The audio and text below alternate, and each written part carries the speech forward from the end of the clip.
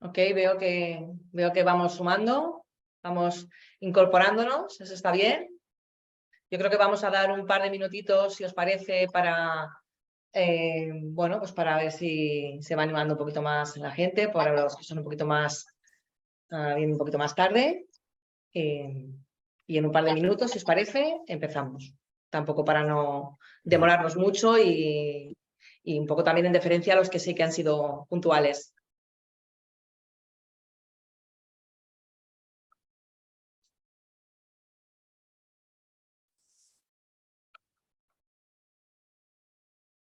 Venga.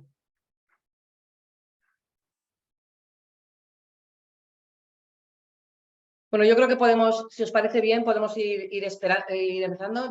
No me parece tampoco bien hacer esperar a la gente que sí que ha sido puntual. O sea que, si os parece, empezamos con esta masterclass. Bienvenidos, bienvenidas a todos.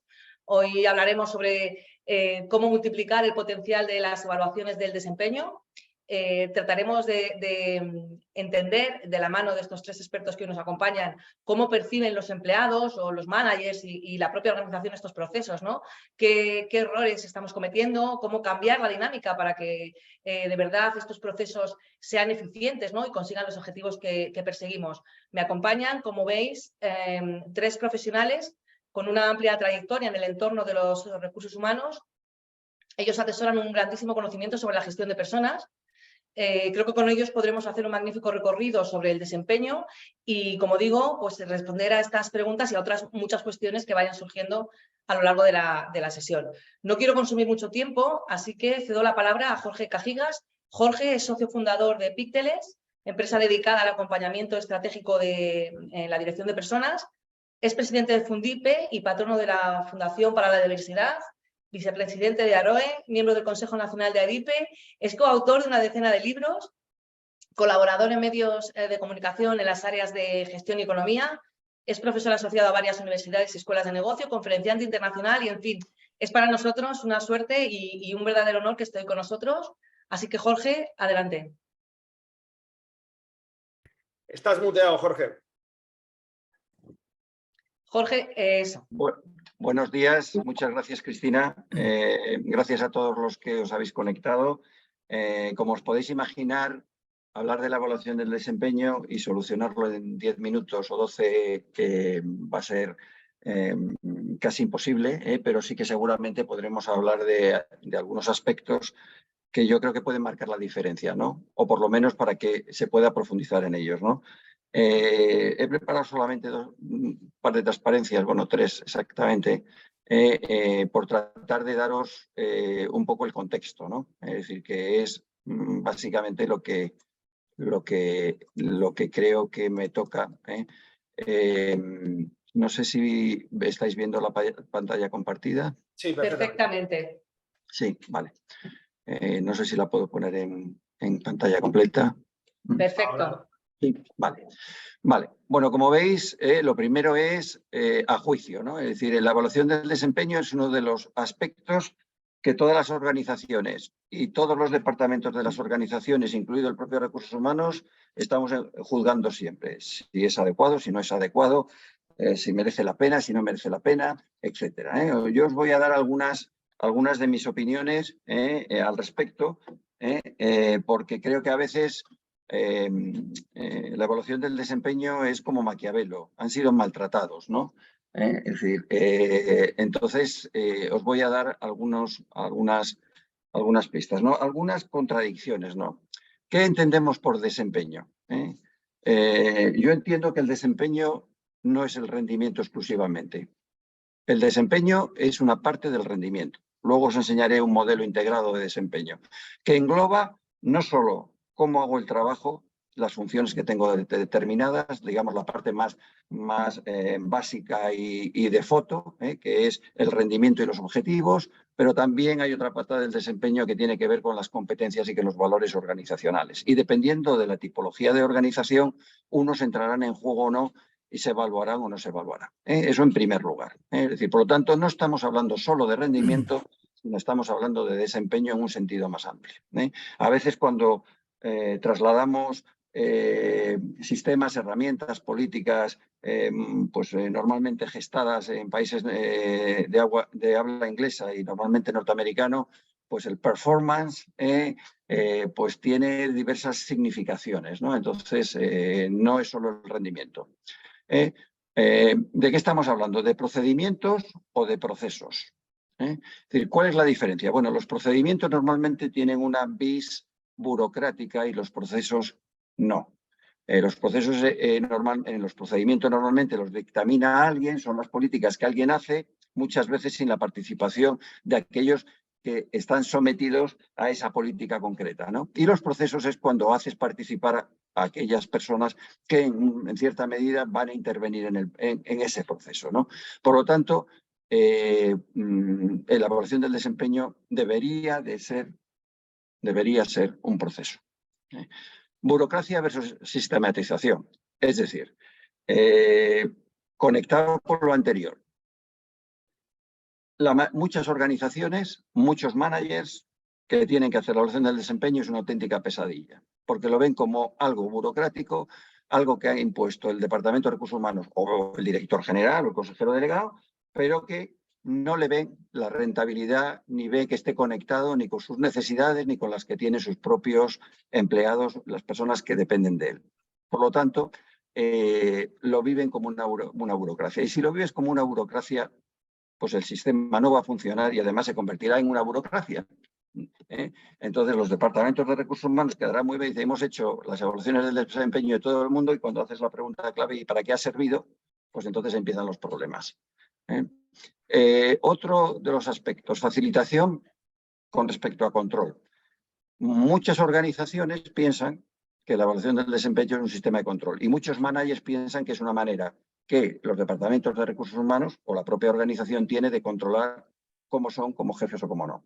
No digo que eso no esté dentro o sea una parte, porque es evidente que tenemos que tener un cierto control y tenemos que tener unas políticas y unos sistemas que sean homogéneos y uniformes, ¿no? Porque si no, cada uno pues lo haría a su imagen y semejanza, ¿no? Pero es más un proceso de facilitación, es decir, es enseñarle a los managers que esa metodología sirve, que lo pueden usar y que además es en beneficio de todos y de la organización. Por lo tanto, facilitación versus control. No es control, es facilitación, aunque con control. Objetividad versus subjetividad. Y veréis, a lo mejor que sorprendidos de que lo que está en azul es la subjetividad. Ortega y Gasset decía, no soy objetivo porque no soy un objeto, soy subjetivo porque soy un sujeto. Es decir, las evaluaciones del desempeño tienen que ser subjetivas. Lo que no pueden ser, como digo abajo, son arbitrarias. Es decir, tienen que tener criterios. Por lo tanto, no estamos buscando la objetividad. Es imposible que en cualquier organismo, y en una empresa lo es, formada por seres humanos, no haya un grado de subjetividad, porque entonces, ¿para qué queremos a los managers?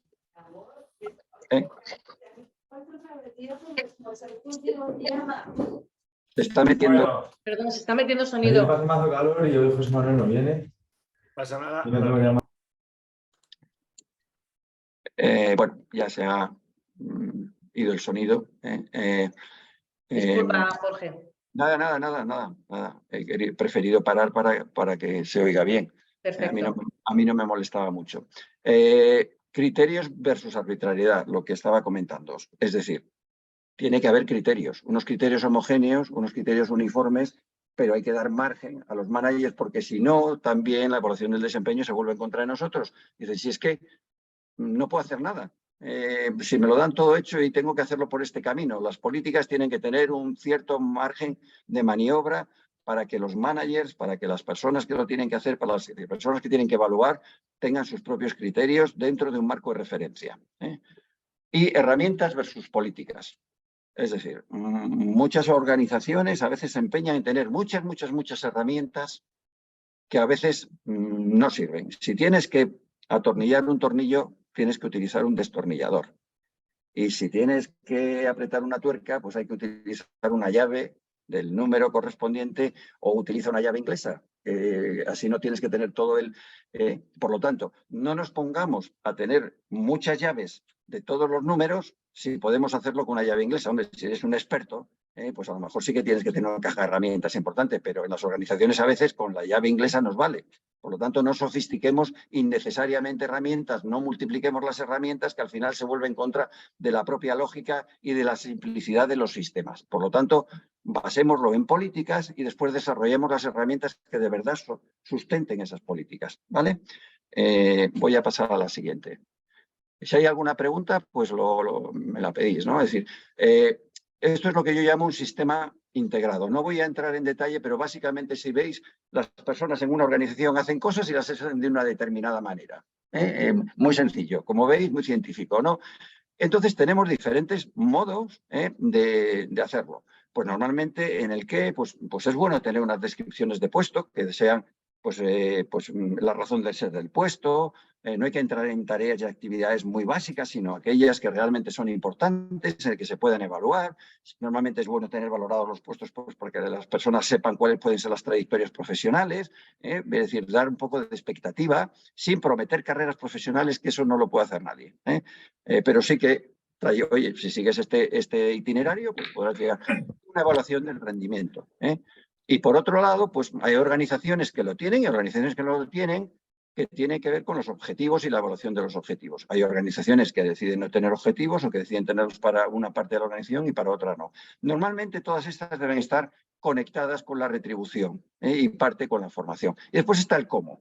Y en el cómo están los valores, es decir, cómo nos comportamos en las organizaciones, y las competencias, que son aquellas habilidades, aquellos comportamientos que nos hacen que podamos conseguir rendimientos mejores. Es decir, en el fondo, el desarrollo de mis competencias tiene que ver con la facilidad o no de poder cumplir los objetivos marcados en el puesto de trabajo.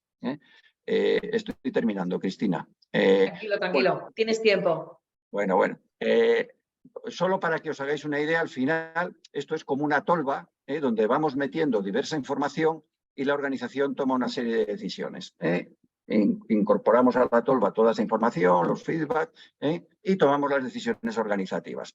Si tenemos un sistema bien montado, simple, con una infraestructura adecuada, todas las decisiones que tomemos serán las adecuadas para que la organización funcione. Ahí he puesto unas de ellas, no tienen carácter exhaustivo, pero en realidad bueno, eso garantiza, como decía, el criterio, y garantiza que estamos tomando las decisiones correctas con la información correcta que viene y procede del propio individuo, del propio profesional que ocupa en la organización. Hay, para finalizar, algo que sí que quería remarcaros. Esta es una matriz que a lo largo del tiempo he ido viendo que tiene su sentido, y como veréis hay una parte que se llama y sirve para cualquier sistema, no solo para la evaluación del rendimiento, pero para la evaluación del rendimiento mucho, sobre todo cuando la conectas con sistemas de retribución, que son un aspecto muy sensible del devenir, del día a día de las personas que componen nuestras organizaciones. Si veis, en la parte positiva de arriba, es decir, tenemos lo que yo llamo la equidad formal y lo que llamo la equidad informal. Es decir, la equidad informal es cómo uso los sistemas y la equidad formal es cómo los diseño. Pues si tenemos un buen diseño y lo usamos bien, pues estaremos en una situación óptima. ¿Qué ocurre si lo diseñamos bien, pero lo utilizamos mal? Que eso es muy típico en las organizaciones, y os diría que en las españolas más. Pues que es un momento peligroso, porque poco a poco se irá deteriorando y ya lo que hayamos diseñado, y habrá una discrepancia bastante grande en un momento entre lo que diseñamos y los resultados que conseguimos. No olvidemos que todo esto lo hacemos para conseguir resultados. ¿Qué ocurre si lo diseñamos mal, pero lo usamos bien? Bueno, estamos consiguiendo los resultados, aunque no podremos hacer un track de información y a veces no sabremos muy bien cómo haremos las cosas, ¿no? Es como cuando alguien está pues no sé, jugando al billar y da un golpe malo en el billar, pero sin embargo la bola entra, ¿no? Es decir, bueno, sí, pero no lo puedes repetir muchas veces, o al tenis, das un golpe, entra bien, pero no le has dado bien con la raqueta, ¿no? Entonces hay que rediseñar esto para adaptarlo a que siga funcionando bien. Y bueno, el peor de los escenarios, pues es que lo diseñes mal y encima lo ejecutes mal, ¿no? Es decir, al final, y encima creas que lo estás haciendo bien. Algunos puntos, es decir, dependiendo de cómo esté la organización diseñada y cómo esté de madura, uno puede ir cubriendo etapas. Es decir, hay organizaciones, por ejemplo, que usan ya para los temas de retribución un modelo mixto entre los valores y el rendimiento. Pero tiene que ser una organización muy madura, porque si tú mezclas desarrollo con retribuciones, las evaluaciones que vas a recibir van a ser evaluaciones mediatizadas. Os pongo un ejemplo y con esto termino. Si yo soy muy amigo de Eugenio de Andrés y tengo que evaluarle para un plan de desarrollo, pues pondré aquellos aspectos que me parecen interesantes que mejore, con la mayor honestidad posible y con la mayor sinceridad, porque sé que le va a venir bien. Ahora, si yo tengo conectado ese modelo de desarrollo con una parte de retribución, pues yo, hombre, Eugenio es amigo mío y si sé que le va a afectar a la parte económica, pues intentaré ser un poco más melifluo, un poco más políticamente correcto, ¿no? O sea, que cuidado, lo mismo pasa con los high potential. Muchas organizaciones, es muy habitual, mezclan el desempeño, el rendimiento, en mi terminología, con el potencial. ¿Qué ocurre si vas a sacar a una persona que, por las razones que sean, haya tenido un rendimiento ese año mal? Pues porque le han cambiado de jefe, ha cambiado de país. Puede haber muchas razones por las cuales una persona muy competente en un momento determinado tenga un rendimiento bajo. Y ya no es alto potencial. No, alto potencial es aquella persona que de verdad tiene unas capacidades que puede seguir desarrollando la organización. Es verdad que hay que exigir un mínimo de rendimiento, pero no puedes excluirlos porque hay muchas circunstancias concretas que pueden determinar lo que ha sucedido en ese año si la evaluación es anual. Y os podría dar alguna pista más, pero lo dejamos porque me he pasado 2 minutos. Gracias. Nada, Jorge, muchísimas gracias a ti por esta magnífica explicación. Como siempre, muy interesante todo lo que nos cuentas. Me he quedado con algunas cositas que espero poder tener la oportunidad de extendernos un poquito más en la parte de preguntas. O sea que espero que podamos volver de nuevo a hablar sobre pues eso, esa diferenciación entre desempeño y rendimiento o sobre procesos y procedimiento, burocracia, sistematización, la parte de no ver el desempeño solo como un control, sino como un proceso de facilitación, ¿no? Espero que, como digo, tengamos la oportunidad de volver. A continuación, quiero presentaros a Eugenio de Andrés. Eugenio es experto en innovación y en transformación organizacional y de redes comerciales. En la actualidad es socio director de Tatum. Es autor de varios libros en el ámbito de los recursos humanos. El último de ellos, recién salidito del horno, Inconformismo, en el que ha coordinado a 25 directivos y directivas de recursos humanos para realizar una propuesta disruptiva y diría que también incluso políticamente incorrecta, ¿no? Sobre cómo tratar de llevar la función de recursos humanos a una posición más estratégica. Con Eugenio abordaremos el desempeño en empresas del ámbito comercial. Entonces, bueno, Eugenio, cuando quieras, te cedo la palabra. Muchas gracias, Cristina. Buenos días a todas, a todos. Un placer poder estar con vosotros. Muchas gracias a Cézanne y a José Manuel por darme la oportunidad de compartir, bueno, pues algunas ideas con vosotros, ¿no? Yo voy a hablar un poco, siguiendo lo que ha comentado Jorge, voy a poneros algunos ejemplos, porque no todos los colectivos en las organizaciones son iguales, ni tenemos la misma información sobre ellos, ni su comportamiento o sus idiosincrasias son iguales, ¿no? Entonces me voy a centrar un poco en hacer un par de reflexiones pensando en colectivos comerciales, ¿no? Colectivos comerciales que, como sabéis, tienen muchísimos indicadores que podemos utilizar. Entonces, si cogiendo el modelo que ha pintado Jorge, ¿no? Si hablamos de los qués, bueno, pues con los qués, aunque tenemos muchos indicadores, hay que tener cuidado, ¿no? Hay un indicador que se utiliza muy habitualmente, que es el porcentaje de cumplimiento de objetivos. Claro, el porcentaje de cumplimiento de objetivos conceptualmente parece que está bien y que homogeniza a todo el mundo, pero todo depende de cómo hayamos fijado los objetivos en las organizaciones. Y en muchas se fijan realmente mal, ¿no? Es muy habitual en colectivos comerciales que el año que viene lo que me ha tocado es que tengo que vender un 10% más. Porque como los objetivos vienen de no sé dónde y alguien dice qué tal, pues nos toca un 10% más a cada uno. bueno, eso en algunos, para algunas personas eso es una escalada del Everest y para otras plazas, equipos, productos, eso está chupado. Pongo un ejemplo que me comentaba un amigo. Tengo un amigo que está en una gran superficie en Tenerife y les han mandado una campaña recientemente en el que tienen que vender 50 maquetas de trenes en, no sé, un par de meses que dura la campaña y tal. Y dice, pero es que la gente no se da cuenta que en Canarias no hay trenes. Los niños no ven los trenes y les gustan los trenes. O sea que que me pongan otra cosa, ¿no? Que barcos. Yo puedo vender 50 maquetas de barcos sin problema, pero vender trenes. Entonces, claro, esa fijación de objetivos es algo que hay que tener muy en cuenta, ¿no? Otro error en los que es cuando hablamos de redes comerciales es no tener en cuenta KPIs de actividad, ¿no?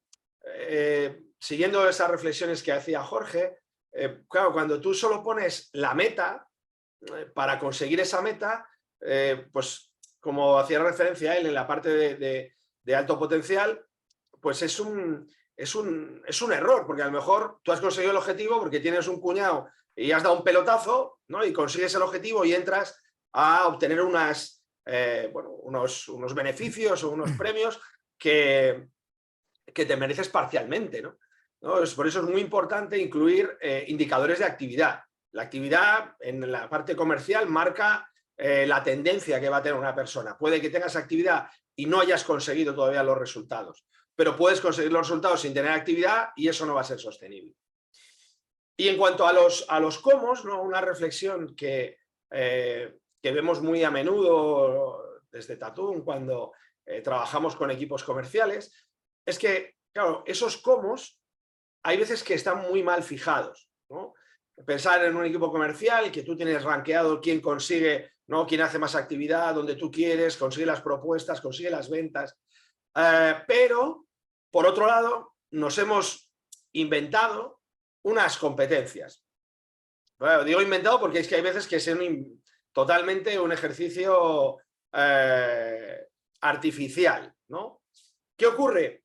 Que cuando tú haces el cruce en los objetivos comerciales, ¿no? De esas competencias con los resultados, nos pasa muy a menudo que nos dicen, oye, estos son las mejores personas, las que tienen más potencial, ¿no? Porque tienen las competencias que queremos. Dicen, pues mira, de esos a la mitad estoy a punto de echarles, porque no consiguen los objetivos, porque están enfocados a donde no tienen que enfocarse, porque no hacen la actividad que tienen que hacer.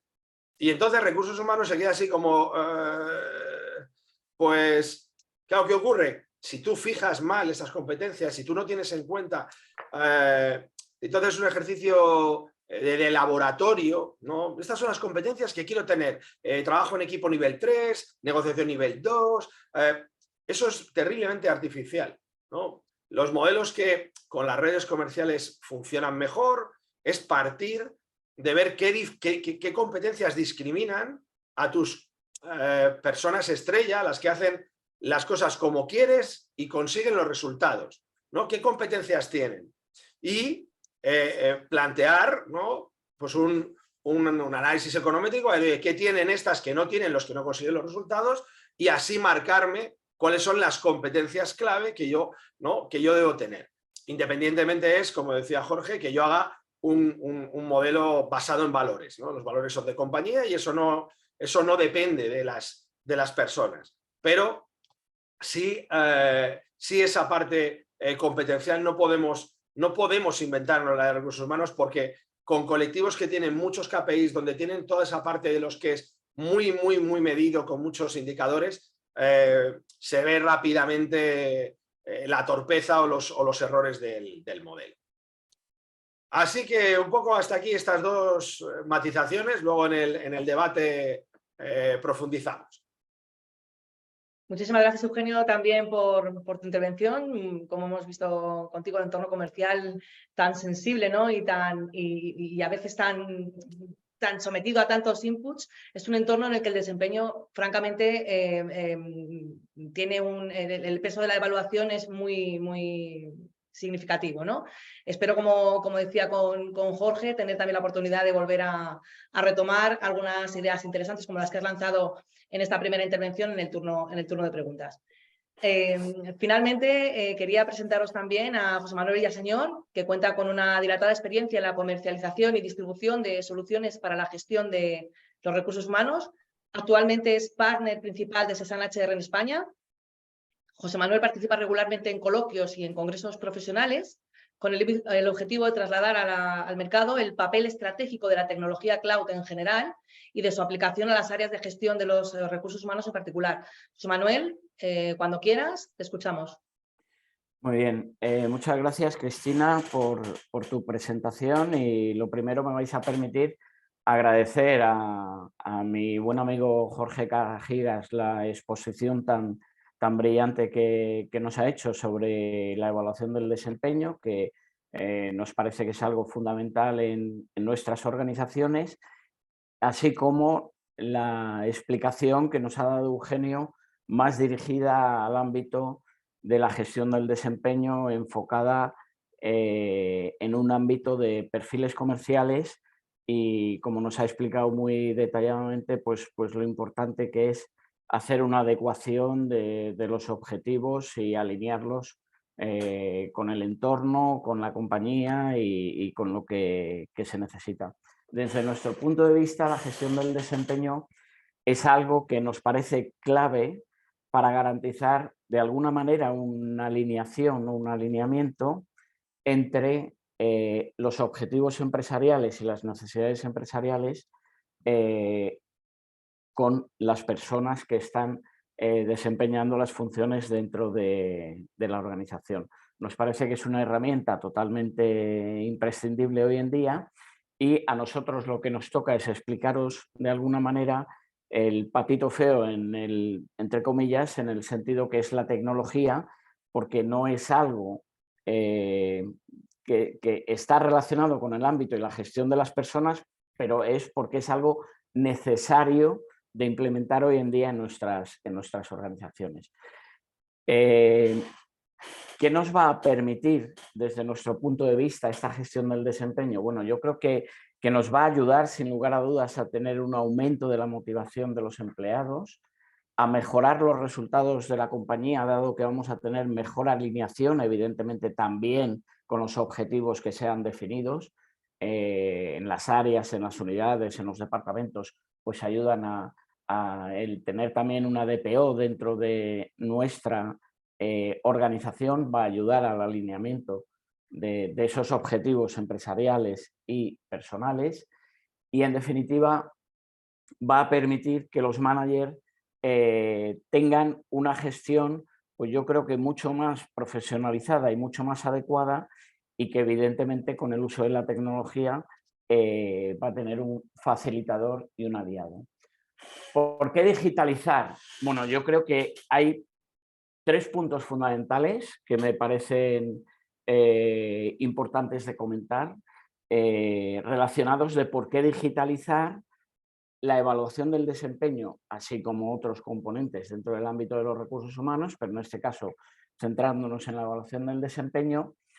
Todos sabemos que existen un exceso de carga de trabajo, de procesos dentro del ámbito de los recursos humanos, como puede ser el control sobre periodos de prueba, controles de justificantes médicos, los emails de aprobación de vacaciones. Es decir, hay muchísimos procesos dentro del ámbito de la gestión de las personas que es necesario tenerlos digitalizados.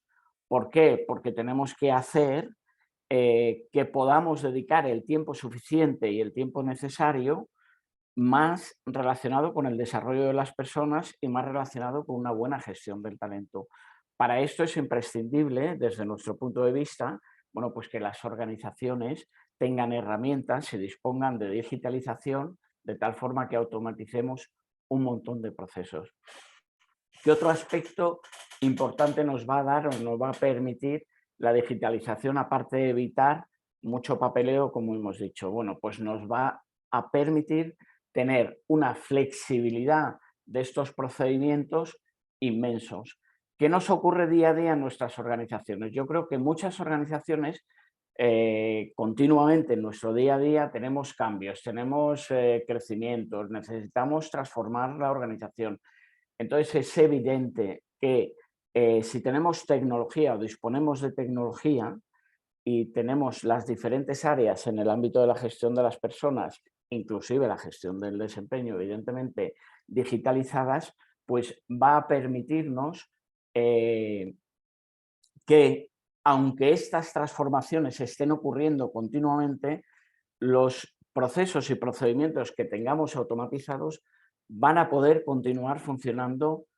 Probablemente habrá que hacer a lo mejor alguna adecuación o alguna reconfiguración, pero va a ser mucho más sencillo ir adaptándonos a los cambios veloces que están ocurriendo día a día dentro de la organización y dentro de las compañías, en todas aquellas que evidentemente estemos digitalizados. Y otro tema que va a evitar, yo creo que es un poco las fricciones innecesarias o dijéramos los inconvenientes que se pueden producir. ¿Por qué? Porque los procesos manuales son laboriosos, son poco transparentes, no disponemos adecuadamente de la información, no todo el mundo dispone de ella en el momento adecuado. Al final se genera, yo creo que cuando tenemos falta de la tecnología adecuada dentro de nuestra organización, pues podemos generar frustración en los procesos que estamos diseñando, que estamos poniendo en marcha, y podemos generar, bueno, pues que al final no se cumplen las diferentes situaciones que se han definido incluso en un proceso de evaluación. Algo claro de un proceso de evaluación del desempeño, desde nuestro punto de vista, es poder obtener bueno, qué puntos de mejora puede tener una persona, en qué tenemos que desarrollarle para que mejore todo su proceso de desempeño dentro de la organización y de la compañía. Bueno, pues si tenemos tecnología, todo esto va a estar a disponibilidad, va a quedar absolutamente anotado y queda reflejado, y vamos a poder hacer un seguimiento de todas las áreas. Bueno, evidentemente, ¿qué nos va a aportar también? Nos va a aportar ahorro de tiempo, sin lugar a dudas, por tener digitalizados los procesos de recursos humanos. Nos va a aportar flexibilidad y escalabilidad, de tal forma que vamos a hacer esas adecuaciones, como hemos dicho, en cualquier momento y según están haciéndonos o están ocurriendo cambios en nuestra compañía, y va a permitir una mejora de la experiencia del empleado. El hecho de que con la tecnología se permita dar y facilitar el control de los propios datos de la persona y ponga a su disponibilidad los acuerdos que se han obtenido en un proceso de evaluación, bueno, pues yo creo que al final tiene un impacto muy significativo y un compromiso mucho mayor de los empleados por tener informaciones que son correctas, que son adecuadas en los momentos precisos, ¿no? Por poner de alguna manera contrastes, ¿no? Cuando lo hacemos manualmente vamos a tener procesos lentos, tenemos que enviar, recopilar, cotejar cantidad de información sobre las evaluaciones del desempeño, mientras que si lo tenemos totalmente digitalizado, bueno, pues ese proceso va a permitir que todos los formularios de evaluación, que toda la información que se propone, que tengas analíticas, que tengas esa disponibilidad, bueno, pues un montón de informaciones que es mucho más complejo frente a un proceso manual. Va a existir, sin lugar a dudas, mucho más control sobre el proceso. No sé si os ha ocurrido alguna vez cuando se han hecho procedimientos de estas características de evaluación del desempeño y que en momentos específicos haya sido de carácter manual, bueno, pues ha habido algún fallo de no involucrar o no incluir a alguna persona. Bueno, pues yo creo que todas estas cosas vamos a poder evitarlas digitalizando. Vamos a tener un acceso fácil, un acceso seguro, que es un punto fundamental con la digitalización, la seguridad de los datos y la seguridad de las informaciones. Cuando se hacen procesos manuales o con hojas Excel que se están enviando de un sitio a otro, bueno, todos podemos cometer un error humano y que no estén llegando adecuadamente los formularios de evaluación a todas las personas que tendrían que estar, por ejemplo, involucradas en dicho proceso.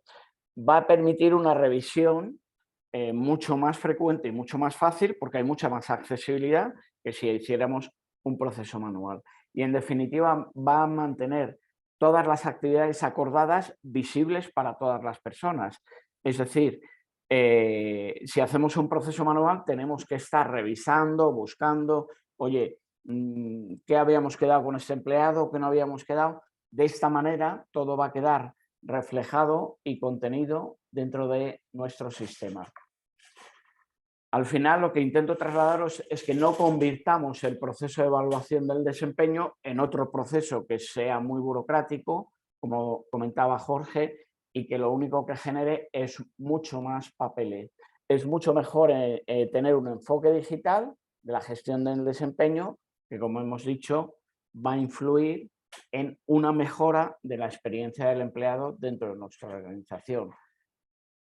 ¿Qué va a facilitar esta digitalización?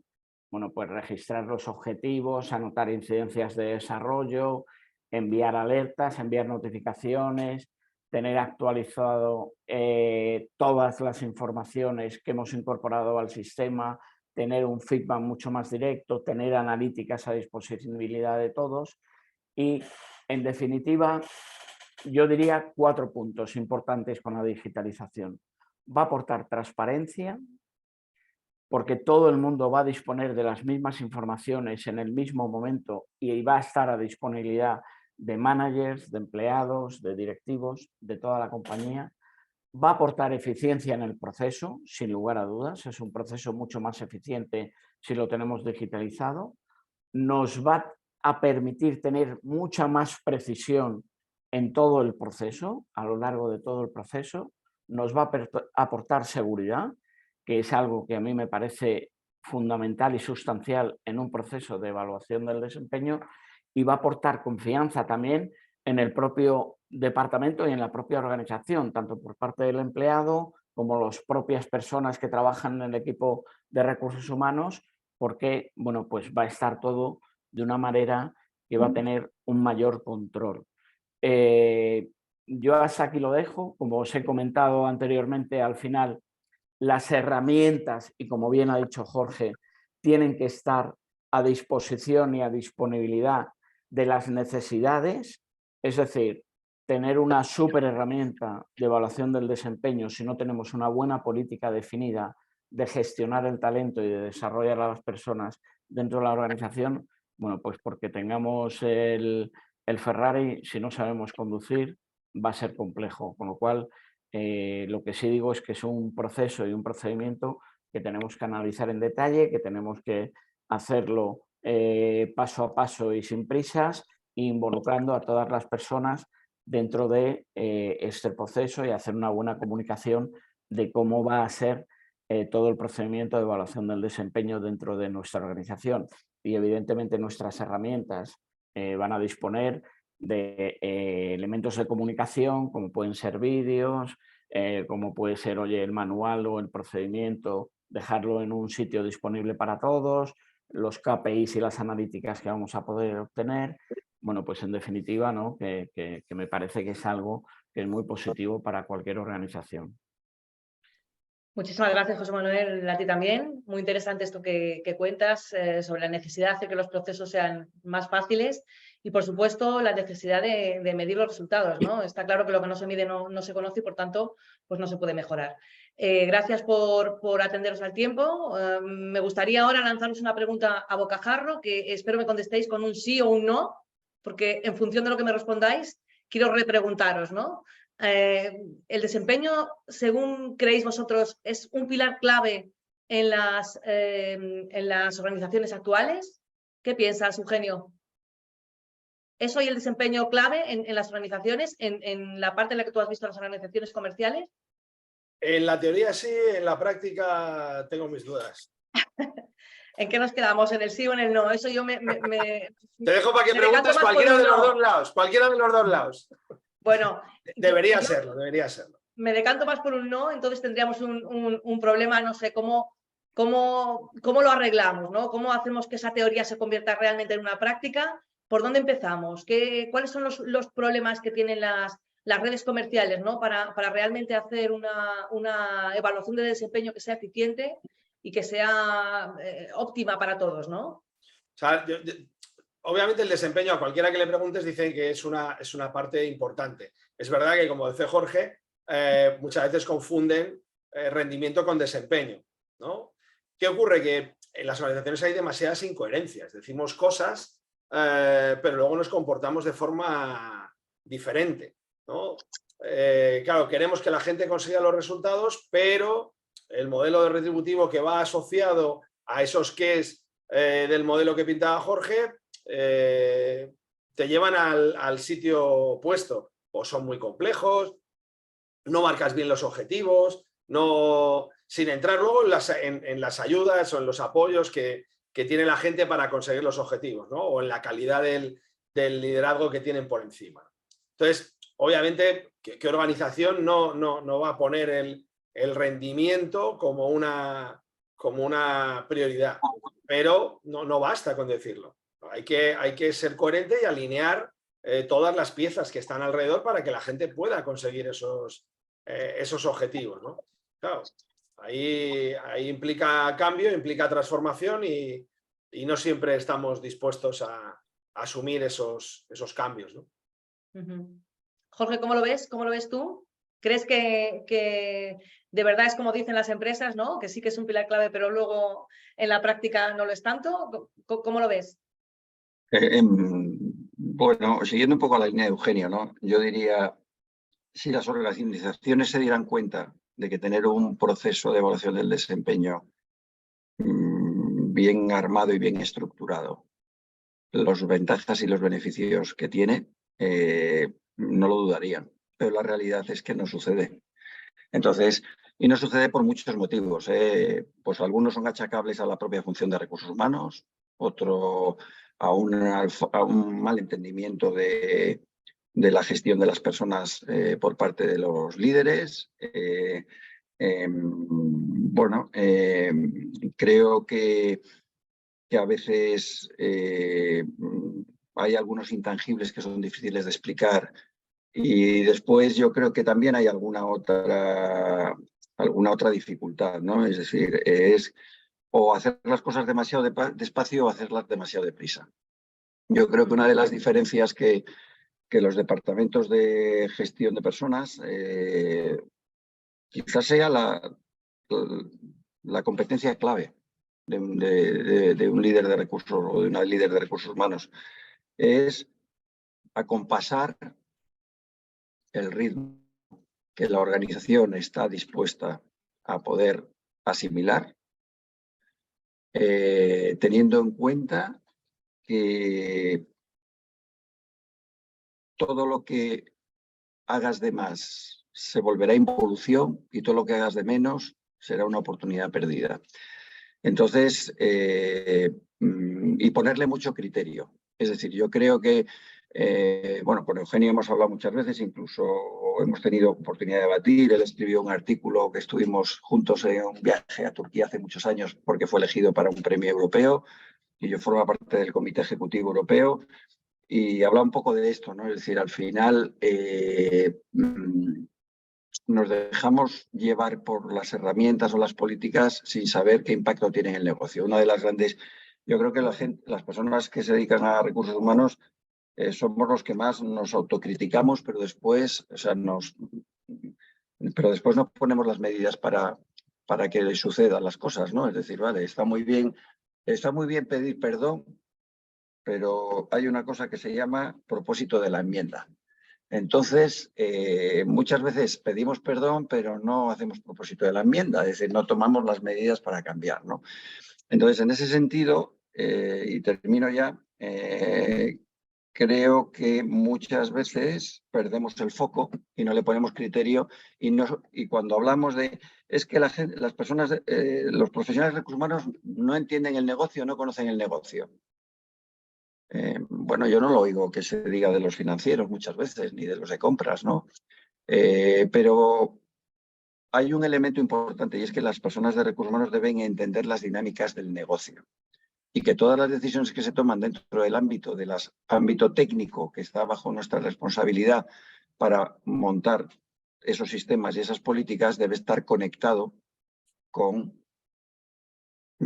impactos en el negocio, impactos reales. Y ponía el ejemplo Eugenio sobre las competencias, cuántos modelos de competencias hay que son muy bonitos, pero que desde luego no están conectados con la realidad del día a día, ¿no? O a lo mejor te pones a hacer un modelo de competencias cuando tienes una organización que ni tan siquiera tiene una evaluación del rendimiento. Entonces, tus líderes no van a entender por qué el que mejor resultados consigue en un equipo comercial, por ejemplo, resulta que no tiene las competencias para tener potencial. Y dice, pero bueno, pues si es mi mejor vendedor, ¿cómo me dices que no vale para nada, ¿no? Entonces, yo creo que aterrizarlo, conectarlo con el negocio, ponerle criterio y sentido común y adecuar el ritmo y la velocidad a lo que se necesite.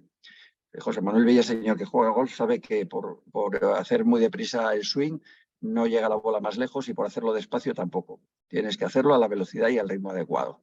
No se trata de romper la bola, sino de que la bola llegue recta al sitio más lejos que tiene que llegar. Qué buen ejemplo, Jorge. Muy buen símil, Jorge, muy buen símil. José Manuel, danos tu punto de vista, tu opinión. ¿Cómo crees que ven las organizaciones las funciones de desempeño, o sea, el proceso de desempeño? ¿Crees que ellas piensan que es un aspecto fundamental o no? ¿O es solo postureo? Yo soy bastante más positivo en el sentido de la experiencia que tenemos. Es decir, en SESAN tenemos muchos clientes que han digitalizado el proceso de evaluación del desempeño, con lo cual lo que me baso, insisto, o sea, yo no tengo un expertise a nivel de consultoría como lo tienen Jorge y lo tienen Eugenio, sino tengo un expertise a nivel de la tecnología, y lo que puedo decir es que tenemos muchas organizaciones que sí ponen en marcha procesos de evaluación de desempeño y que además comparto la experiencia de que año a año este proceso es readecuado y revisado en función, bueno, pues de algunas cosas que he comentado por mi parte también, y Jorge y Eugenio, ¿no? que está en hacer una adaptabilidad de los cambios que se están produciendo en las organizaciones en el día a día, sea por adquisición, sea por que tienen, no lo sé, cuando la pandemia que disminuir también los equipos o el número de personas dentro de su compañía, sea porque deciden abrir nuevas oportunidades en diferentes países, bueno, por infinidad de casuísticas que se les da día a día, y que evidentemente este proceso es importante para ellos y han confiado en SESAN para hacer de alguna manera pues lo que he estado comentando un poco a lo largo de la presentación, que sea más fácil, más sencillo, más dinámico, más adaptable, más comprensible por parte de todos, porque hay mucha comunicación cada vez que se lanza el proceso. Otra cosa que estamos detectando en el mercado y que me parece que es relevante, relacionado siempre, insisto, con procesos de evaluación del desempeño y relacionados con la tecnología, que no es como ocurría a lo mejor hace muchos años, que se hacía un proceso de evaluación una vez al año y se hacían revisiones simplemente anualmente. O sea, yo creo que eso es convertirlo en procesos, como decía al inicio Jorge, burocratizados, y que es mucho mejor hacer revisiones mucho más adecuadas y poner de alguna manera pequeños objetivos o pequeños hitos cuando hemos trazado un plan de desarrollo con personas de nuestro equipo, cómo está evolucionando este plan de desarrollo para ellos, ¿no? Me parece que son puntos muy importantes y que, como he dicho, bueno, pues van a mejorar la experiencia de nuestros empleados dentro de nuestras organizaciones, y la digitalización de este proceso, bueno, pues como comento, en nosotros es una experiencia bastante positiva y que tenemos un volumen de clientes considerables, que no solo digitalizan o automatizan procesos, dijéramos, más burocráticos o para eliminar más el intentar hacer una oficina sin papeles dentro del área de recursos humanos, sino otros que tienen mucho más nivel de aportación de valor en la organización, como es el proceso de evaluación de desempeño. Muchas gracias, José Manuel. Quería hacerte una pregunta, Jorge. Has hablado de la subjetividad en las evaluaciones de desempeño. A mí esto me ha chocado un poco, ¿no? Porque generalmente oímos hablar de procesos más objetivos, ¿no? Basados en competencias y en aspectos como muy medibles, muy objetivos, ¿no? La subjetividad no entra tanto ahí, ¿no?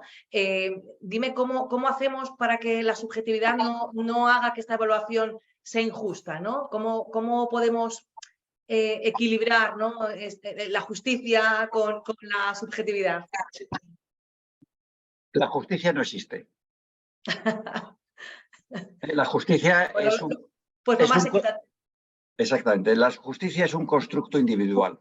Cada uno tenemos una opinión sobre lo que es justo y no es justo. Entonces, Eugenio puede pensar que algo es justo, tú puedes pensar que es injusto y yo puedo pensar que ninguno de los dos tiene razón. Entonces, yo creo que es fundamental que haya una subjetividad en los procesos de evaluación del desempeño, lo cual no quiere decir que haya una anarquía. Tienen que estar muy bien definidos los procesos, las funciones y las responsabilidades. ¿Cómo se evalúan? ¿Cuáles son los criterios de evaluación? Tiene que haber un criterio de homogeneidad y uniformidad en la organización. Tiene que haber unos parámetros mínimos y todos esos aspectos los tiene que regular, y eso sí que lo tiene que regular el propio Departamento de Recursos Humanos. Lo que digo es que tiene que haber criterios para que no sea arbitrario, pero que tiene que existir la subjetividad. Evidentemente no puede ser que haya un manager que sea súper generoso y todos su equipo sean fantásticos y maravillosos y otro que es más exigente, pues sus personas pues digamos tengan unas evaluaciones muchísimo más duras, por decirlo de alguna manera, o más bajas, por el simple hecho de que es la persona la que está evaluando. Pero para eso están los mecanismos de control, evidentemente. Para eso está la función más importante del Departamento de Recursos Humanos, que es que se gestionen las personas adecuadamente y que los modelos de evaluación del desempeño obedezcan a realidades y a necesidades de la organización, no a necesidades personales. Es decir, lo que hay que evitar es la arbitrariedad. Y hay organizaciones, yo he trabajado en una organización en la que todos los años un 10% de las personas tenían que salir con evaluación de desempeño mala. O sea, hay un 10%. No puede ser, por ejemplo, que una organización consiga unos resultados muy mejorables, por decirlo suave, y resulta que todo el mundo tenga un desempeño excelente.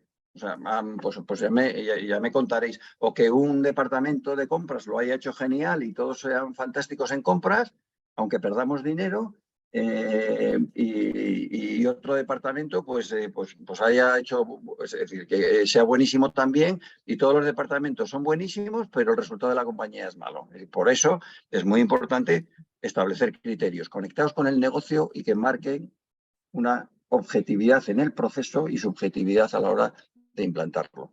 Es igual que estas compañías que ponen modelos de retribución en que ya te aplican directamente el incremento. No, tienes que tener unas bandas, tienes que tener unos sistemas, pero tienes que dar un poco de margen en que yo como jefe pienso que esta persona, lo que decía Eugenio de las actividades, ¿no? Es decir, o el esfuerzo, ¿no? En los colegios británicos tienes dos notas, la nota del resultado académico y la nota del esfuerzo que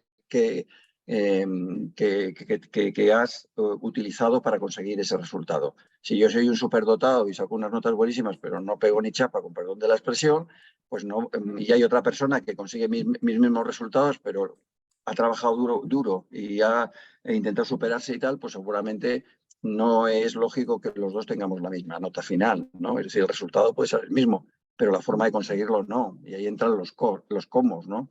Es decir, no, yo creo que tiene que haber subjetividad. La subjetividad forma parte del ser humano. Es decir, si no, nos convertiremos en zombies o nos convertiremos en robots y a un manager se le paga fundamentalmente por gestionar su equipo. Yo cuando veo descripciones de puesto de managers o de directores y empiezas a ver las 4 o 5 responsabilidades que tienen y la primera no es gestionar su equipo, digo, me parece que ya no vamos a seguir adelante porque ya está mal. O sea, porque tu principal misión es esa. Después hay otras, vale, conseguir el resultado, no sé qué, lo que sea. Pero la primera es conseguir que tu equipo esté motivado, que se desarrolle y después vendrá lo demás. Tenemos la tendencia a pensar que los jefes tenemos que ser los que más sabemos de todo, los que más ideas tenemos. No, rodéate de gente que de verdad merezca la pena y gestiónalos bien. Gracias, Jorge. Me has dado el pie para la siguiente pregunta que quería hacerle a Eugenio, ya muy rápidamente porque estamos casi al fin de la sesión. Has hablado, Eugenio, de indicadores de actividad, ¿no? ¿Cómo determinamos esos indicadores de actividad, ¿no? para hacer que estas evaluaciones sean, entre comillas, Jorge, justas y sobre todo transparentes? Bueno, en la parte comercial es muy sencillo, porque tú tienes... O sea, todo proceso comercial tiene un funnel de ventas en el que yo hago una serie de llamadas y consigo una serie de visitas y de las visitas consigo una serie de propuestas y las propuestas se convierten en ventas, ¿no? Cualquiera de esos indicadores, depende de modelos B2B o B2C, yo puedo medir ese esfuerzo que decía Jorge en ese modelo académico británico, ¿no? Claro, el problema es cuando te sales de los equipos comerciales y ese rendimiento, esos objetivos son ambiguos, ¿no? La pandemia ha hecho bajar la marea mucho sobre este tema, ¿no? Nos da miedo que la gente teletrabaje. ¿Por qué? Porque no somos capaces de definir bien lo que tienen que conseguir. Si no tengo claro qué tienes que conseguir, pues necesito verte para asegurarme que por lo menos me das el teórico esfuerzo o al menos tu tiempo, ¿no? Ni siquiera el esfuerzo. Entonces, claro, fuera del área comercial hay que hacer un trabajo, una revisión importante de los objetivos para definir buenos objetivos que de verdad sean, cumplan todo ese acrónimo que tanto nos gusta, ¿no? Cuando hablamos del SMART, cuando hablamos de definir objetivos. Y una vez que lo tengo claro, tendré que ver qué tiene que hacer la persona para conseguir el objetivo, ¿no? Claro, si no tengo un buen modelo, es difícil. En el área comercial eso es muy sencillo. Muchas gracias, Eugenio. Antes de cerrar, quiero transmitiros una pregunta que nos hace Carlos a través del chat. Dice, para Jorge, ¿qué recomiendas hacer para mitigar posibles reticencias que las evaluaciones de desempeño pueden generar en los empleados?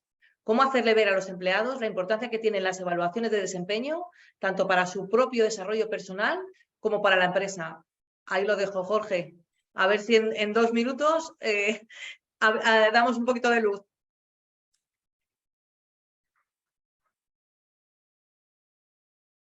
Yo diría que yo como empleado lo que quiero es que me evalúen correctamente.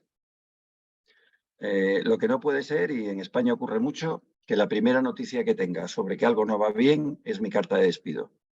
Eso es lo más intolerable que se puede hacer.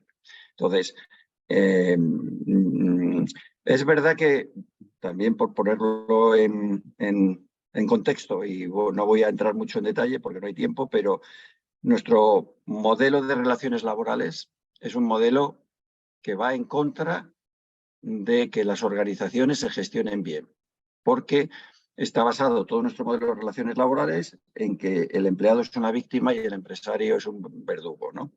Entonces, bueno, yo creo que en algunos casos será así, pero todo el modelo es de un hiperproteccionismo que hace que las relaciones entre los directivos y sus equipos, o de los managers y sus equipos entre el empleado, esté un poco distorsionada, ¿no? Y que no se puedan tener conversaciones constructivas. Entonces yo creo que dentro de lo posible lo que hay que tener es conversaciones constructivas y saber que forma parte de mi día a día el hecho de que ser evaluado, de que me diga las cosas que hago bien y las cosas que hago mal. Un punto importante que quería deciros.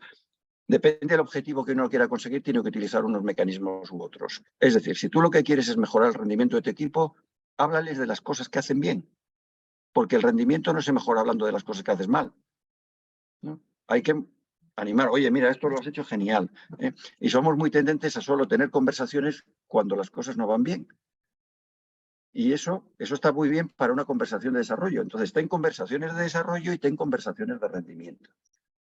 Y reconoce y recompensa a tu equipo, porque los seres humanos somos tan sencillitos que una palmadita nos viene, vamos, nos sube a los altares, ¿no? Entonces, seamos conscientes de que el rendimiento se mejora reforzando aquellas cosas que se hacen bien, y que para eso, para la parte de desarrollo, es cuando se hablan aquellas áreas de oportunidad que se pueden mejorar, valga la redundancia, ¿eh? Entonces, confianza, es que la palabra clave es confianza. Y es verdad que el sistema actual nos deja muchos problemas en la relación, nos distorsiona la relación de confianza que debería existir entre, yo siempre digo, es decir, una relación mercantil y una relación laboral. ¿Por qué la relación mercantil fluye con toda normalidad y cuando hay una relación laboral empiezan las normas, las obligaciones? Es decir, no sé, ¿por qué está tan hiperregulada, ¿no? Lo cual no quiere decir que no haya situaciones que haya que regular y que haya que controlar, pero creo que vivimos un mundo hiperregulado en el área de las relaciones laborales en este país que no permite tener las relaciones de confianza al nivel que sería deseable, aunque se puede conseguir, ¿eh? Muchas gracias, Jorge. No. Estamos fuera de tiempo, pero no me gustaría despedirnos sin al menos dedicar otro par de minutos a que me hagáis una pequeña reflexión a modo titular sobre lo que hemos visto a lo largo de la mañana. Eugenio, dame un pequeño titular sobre lo que hemos tratado en esta sesión. Bueno, yo creo que a veces echamos la culpa al mensajero, ¿no? Y la evaluación de desempeño suele ser el mensajero de muchas cosas y no atacamos a los verdaderos problemas, ¿no? Las herramientas no son ni buenas ni malas, son como las utilicemos. José Manuel, dame tu titular, por favor. Un titular muy sencillo es que digitalizar un proceso de evaluación de desempeño es muy importante en una organización y hay que hacerlo adecuadamente y dedicar el tiempo necesario para implementarlo correctamente. Gracias, José Manuel. Jorge. Bueno, yo diría que la evaluación del desempeño no es ni importante ni no importante, es vital. Entonces, bueno, si las organizaciones quieren hacerlo, pues fenomenal, y si no quieren hacerlo, pues están perdiendo una gran oportunidad. Quería aprovechar para agradecer a Cézanne que nos hayáis invitado y a todos los participantes por haber estado ahí con nuestras agendas, así que muchas gracias a todos, que es la forma que yo tengo de concluir. Gracias, y si algo nos ha gustado, pedid disculpas. Exactamente, gracias a vosotros tres, por supuesto, y también gracias a todos vosotros por participar en esta masterclass. Recordad que en los próximos días os enviaremos el vídeo de la sesión y que podréis contactar con nosotros también a través de los emails que os vamos a facilitar también vía email. Ha sido un placer escucharos, así que espero que nos veamos muy pronto en otra ocasión. Muchas gracias y hasta pronto. Gracias, Bye. buen día a todos.